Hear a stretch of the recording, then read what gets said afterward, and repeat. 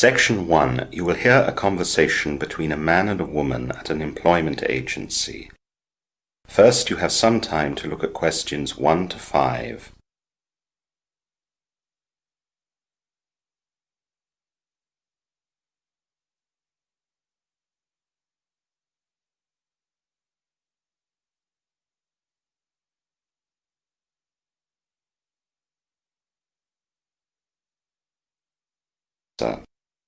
Now the full test will begin.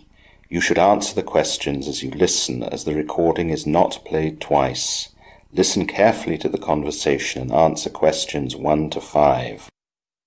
Hi there. Welcome to People Central. I'm Sarah. How can I help you? Hi Sarah, I'm Mark. I'm out of work right now and I'd like to find a job. I'm sure we can find something for you. We have lots of companies searching for people in different industries. What kind of job are you looking for? I'm looking for a job in accountancy. Fine. I'm sure we can help you out with that. To begin with, I need to take some personal details for our files. You said your first name is Mark. What's your surname? It's Castle. C-A-S-T-L-E. Thank you. And I need your address. It's 13 Wellington Street, South Brisbane, Queensland. And the postcode? It's 4101. Now I need your date of birth. It's 30th of May, 1988. Thank you. Let me just write that down. What was the month again? May, the 30th of May, 1988. Got it. Do you have an email address we can have? Yes. Let me think for a second which is best. Do you have more than one? Yes, I've got 3. Really? Okay, I think I know. The address you can use is markc@australianow.com. Okay, just a minute. I have to write that all down. Did you say the provider is australianow.com? That's right. Good. Now, what contact phone numbers do you want to give me? My home number is 07 3554 7671. Do you have a mobile phone number as well? As that's often the easiest way to get hold of people. Of course, my mobile number is 046 9153 443. Thanks. Now let me look at the form. Yes, there's just one more initial question left, and that is whether you have any preferred areas where you'd like to work. I don't really want to travel too far from home, so the area of Brisbane, of course, and I suppose anywhere within a drive of about 2 hours. Before the conversation continues, you have some time to look at questions 6 to 10.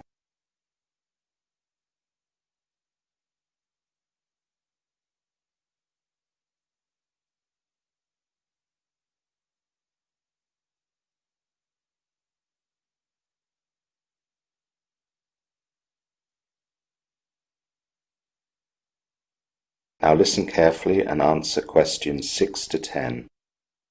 Now, do you have your professional certificates? Yes, here you are. They're all in this file. I'll need to make some copies, but our copier is down. Do you mind if I keep them for a day? I have scans of all of them. I can send them to you in a moment from my phone. You can just check the originals now. That's a good idea. I'll do that in a second. Now, we've got a selection of different companies looking for an accountant right now. Let's have a look at this first one. It's a big printing company down the coast called Gold Coast Printing. It's about an hour away, and you can drive there quite easily. I know that company. I can also get a train there quite easily, which I prefer, as it takes away the stress of the drive. I hate driving too far and buses are always too slow for me. Well, that's handy then. So Gold Coast Printing needs someone full-time, starting as soon as possible. The working hours are 9 to 5, Monday to Friday. For details about what exactly you'd be doing and the benefits package, you'll need to talk with the company itself. We just get you together. It's certainly a possibility. I've another company here that needs a part-time accountant starting next month. They're an import-export company and they have a Brisbane city centre location. Parking might be a problem, but the bus or tram would get you there easily. Yes, the travel is no headache and it'd be fun to work in the city centre, but I'm not sure about a part-time job. I'll probably need to earn more than that can provide. Yes, that might be a problem. Let's look at the next one then. It's a fishing company called Barracuda, down on the docks at the Brisbane River. They're a small family firm and they need a full-time accountant to help them with their expansion. That would be very interesting, but I usually prefer larger companies. When it's a small company, there can often be problems with personal relationships. Well, that's the 3 possibilities that we have right now, though I know we might be getting some more next week. Well, I was quite interested in Gold Coast Printing. I can get in contact with them and then see what comes in next week. Okay, I'll set up a meeting for you with them. By the way, do I need to pay you anything for placing me? The company who we place you with will pay us, but you aren't charged any commission at all. Oh good, that's great for me. That is the end of section 1. You will now have half a minute to check your answers.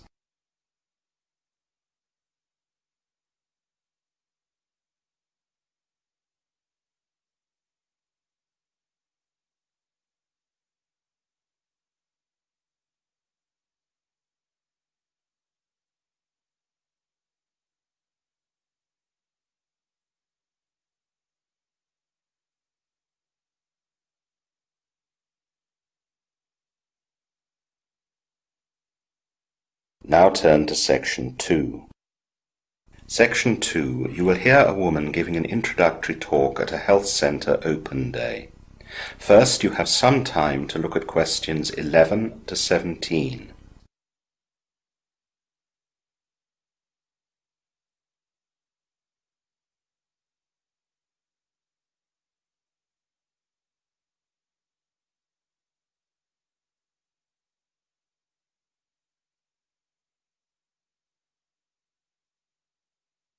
Now listen carefully to the information talk and answer questions 11 to 17.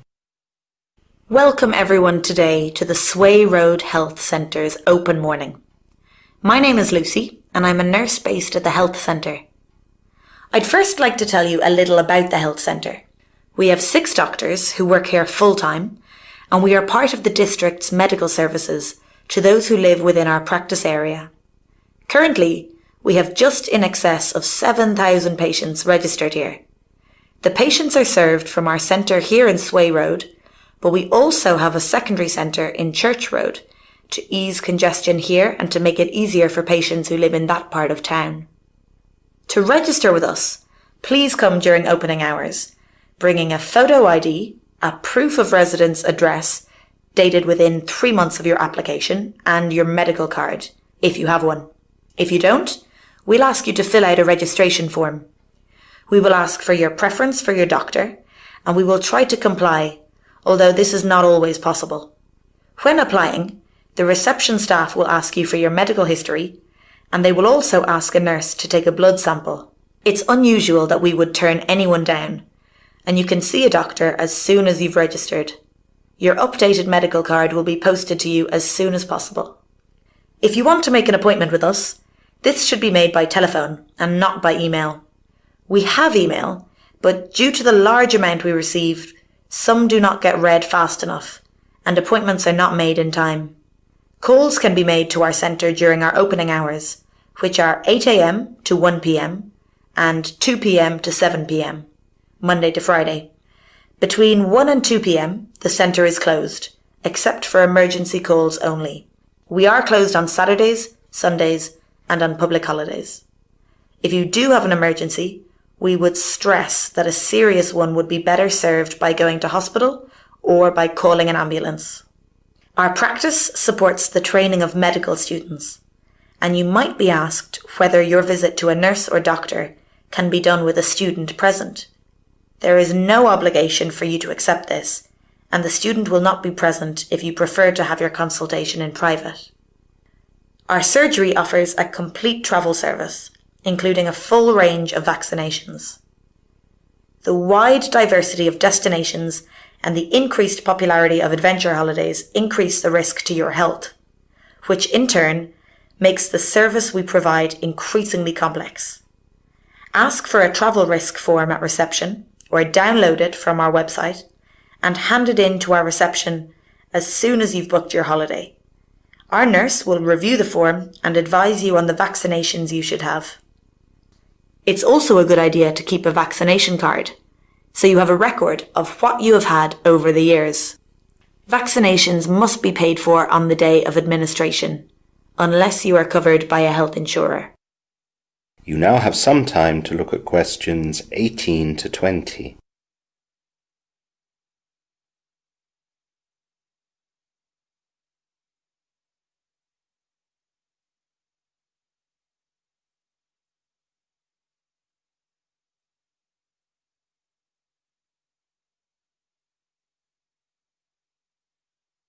Now listen to the rest of the introductory talk and answer questions 18 to 20.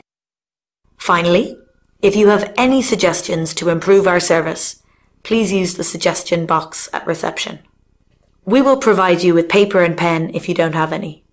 Also, from time to time, people feel that they have a problem with their care. If you have any complaints about the service you receive at our health centre, please bring this to the attention of the practice manager, who will be happy to discuss the issue. We have a complaints procedure that is available at reception, or it can be downloaded from our website. So, today, all our staff are here for this Saturday morning, so that you can look around the centre and ask any questions. This includes all our doctors, nurses and support staff. All the areas are open, except for the practice offices, which have some sensitive material. You can wander around and ask anyone questions, though please remember that the doctors are not here for consultations, so please do not turn any conversations into a doctor's visit. That's enough from me. Please now look around and ask whatever questions you want. If you'd like to register today, then just go to reception and they'll get you organised. I'll be based here in the waiting room, so you can ask me any questions as well, of course. That is the end of section 2. You will now have half a minute to check your answers.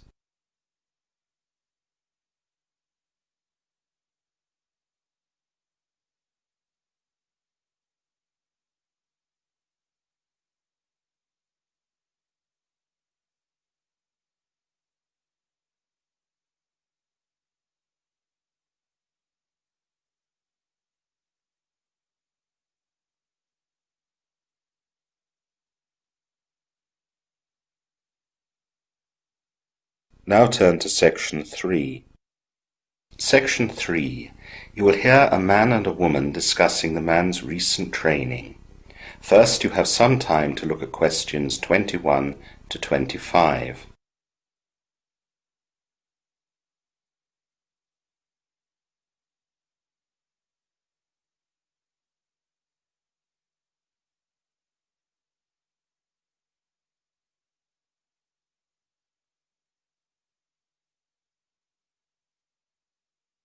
Now listen carefully and answer questions 21 to 25. Hi Kevin, welcome back. Hi Christine, thanks. It's good to be back.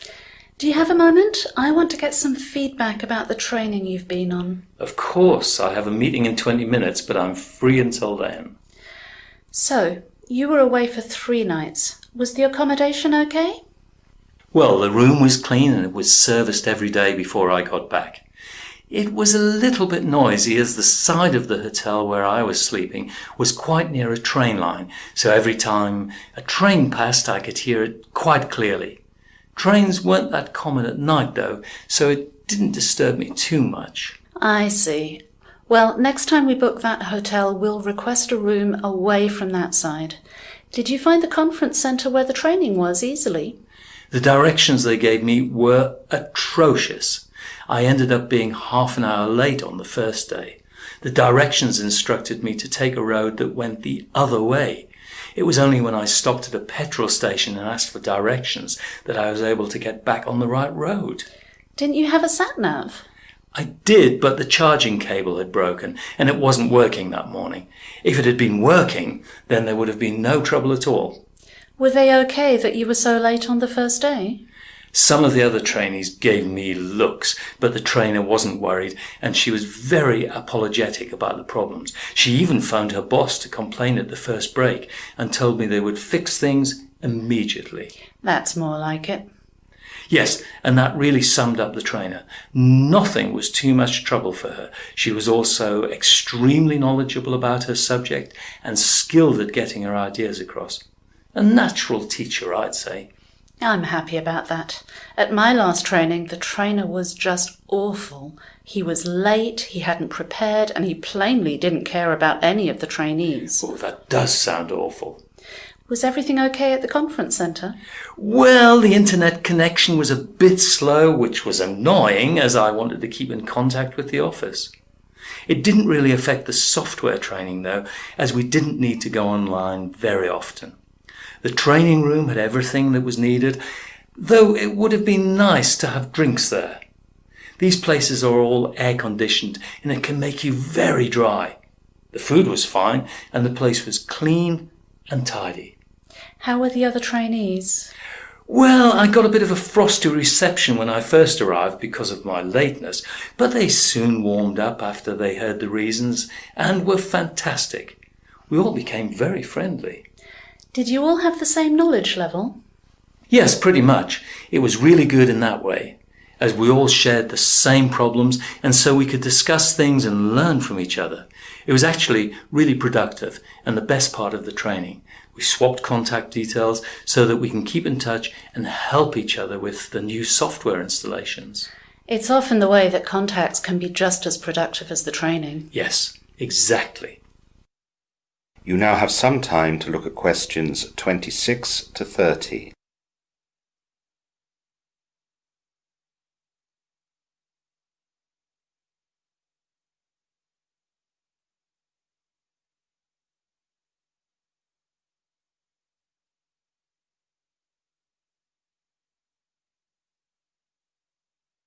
Now listen to the rest of the discussion and answer questions 26 to 30.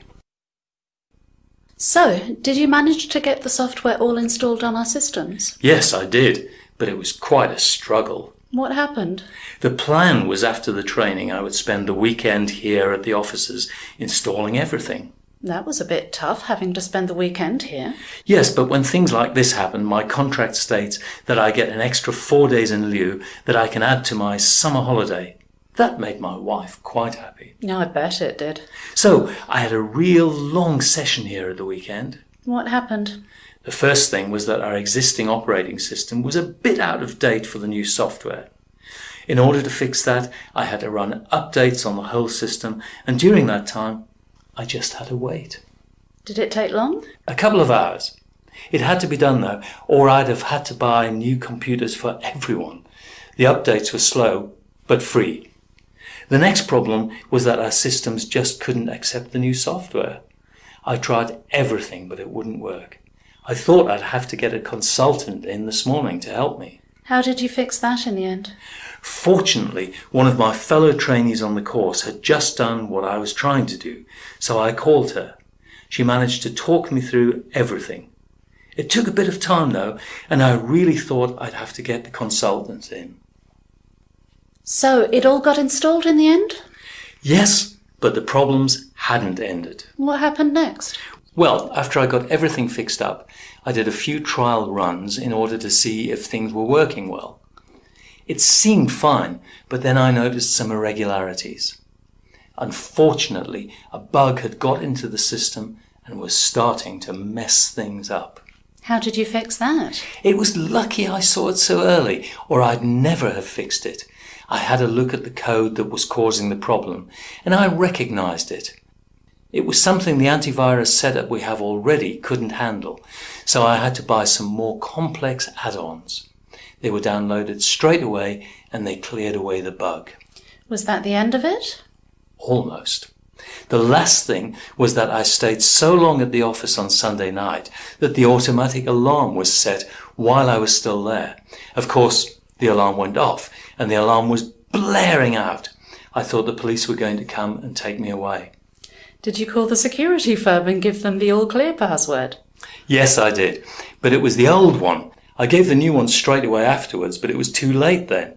I had to call the boss, and he called the security. Luckily, it all happened before the police got there. That is the end of section 3. You will now have half a minute to check your answers.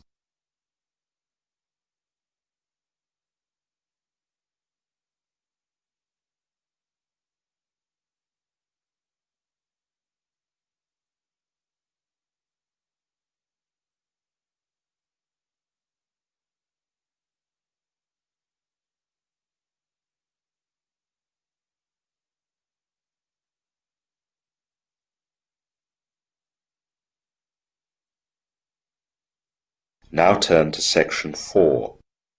Section 4. You will hear a lecture on the Atacama Desert in Chile. First, you have some time to look at questions 31 to 40.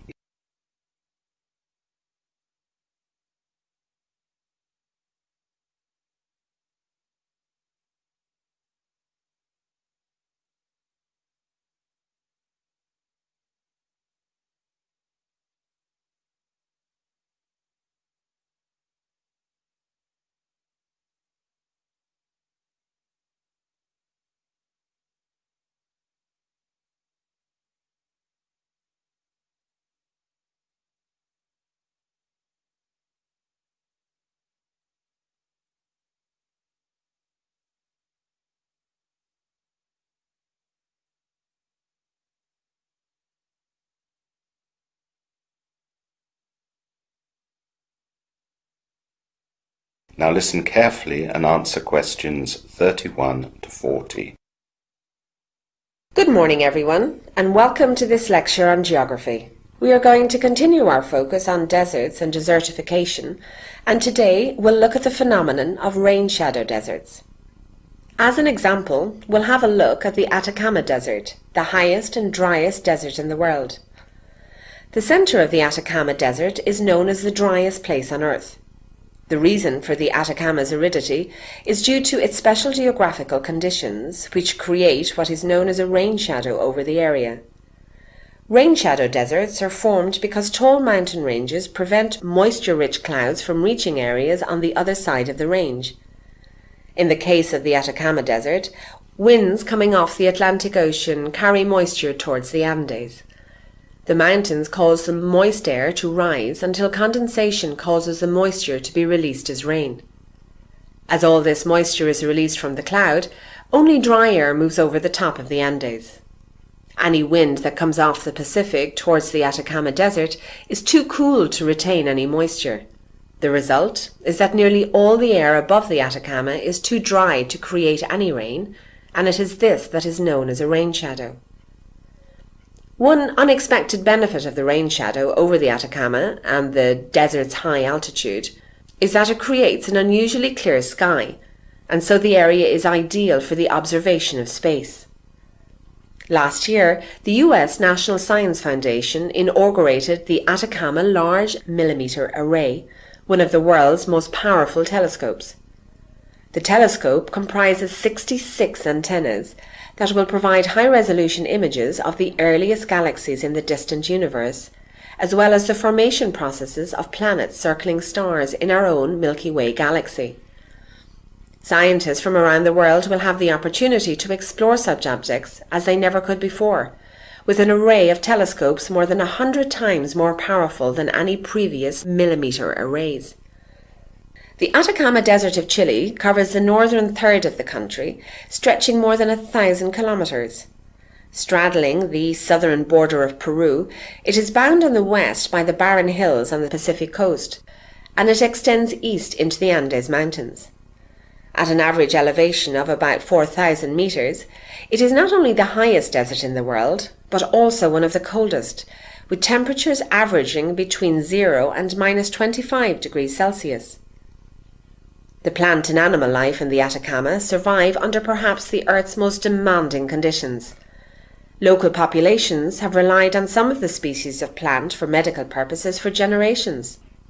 Animal life is very rare in this desert, though there are a few insects and lizards to be found. Mice and foxes are also present, but in very small numbers. In spite of its inhospitable environment, the Atacama Desert has a variety of natural resources, and the Atacama was one of Chile's chief sources of wealth until the First World War. Prior to that time, that nation had a monopoly on the nitrate commerce worldwide. 3 million tons were extracted in some years, and the taxes alone on these exports amounted to 50% of the government's revenues.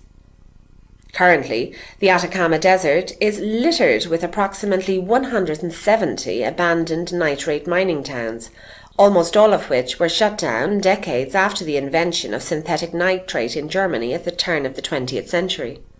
Since that time, sulphur has been mined, as well as copper, which is the region's chief source of revenue, providing over 30% of the world's copper supply. The Atacama border dispute between Chile and Bolivia began in the 1800s over these resources. Because of the lack of rainfall, the environment offers little support to agriculture, but some farming is done near the river oasis.